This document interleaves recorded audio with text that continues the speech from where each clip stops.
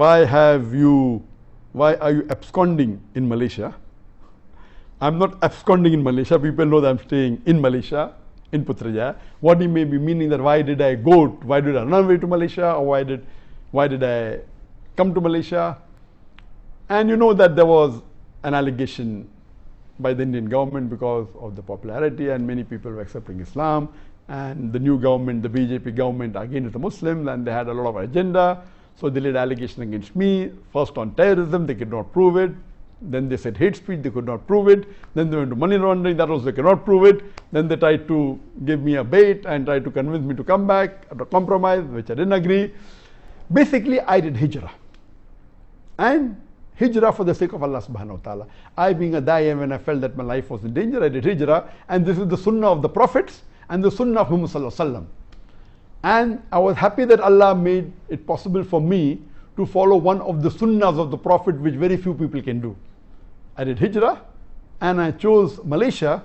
The reason is because I feel Malaysia is one of the best available Muslim countries in the world. Most of the Muslim countries in the world today have got problems. The best available amongst the Muslim countries, more than 56 that are there, I felt Malaysia was the best. That is the reason I came here. The reason I felt Malaysia was the best is, number one, that Malaysia is away from the war zone. You know, many Muslim countries are in the war zone, especially in the Gulf region. You have war in Yemen, you have war in Syria. So this Malaysia is away from the war zone, number one. Number two, it's away from the wrong influence of the Western countries.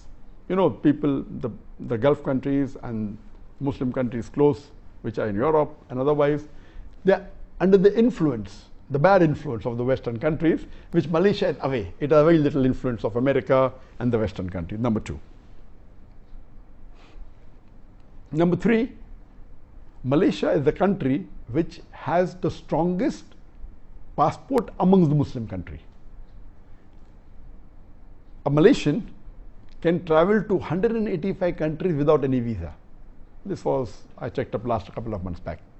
USA may be additional 2 countries. The highest is Japan, 190 countries. Then is Singapore, 189 countries. Then maybe UK, USA, 187, 186. Malaysia is 185 countries.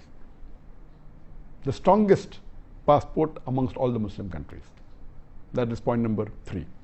Point number 4, amongst the non-Arab Muslim countries, I'm not talking about the Arab Muslim countries, the non-Arab Muslim countries, on an average, a Malaysian, according to me, is a more practicing Muslim than an average Indian or average Pakistani. I do not mean bad for the Indians or the Pakistani, even I am an Indian Muslim.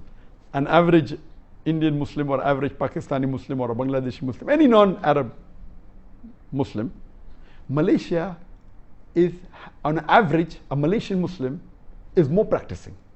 You have the percentage wise, if you see a survey that says that in India, the Muslim coming to the 5 times compulsory Sun mosque is just a minute percentage. In Malaysia, it's a high percentage.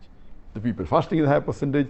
That's the reason, as compared to the other non-Arab Muslim countries, the practice of Islam is stronger. That's point number 4. Point number 5, that in Malaysia, the federal religion is Islam.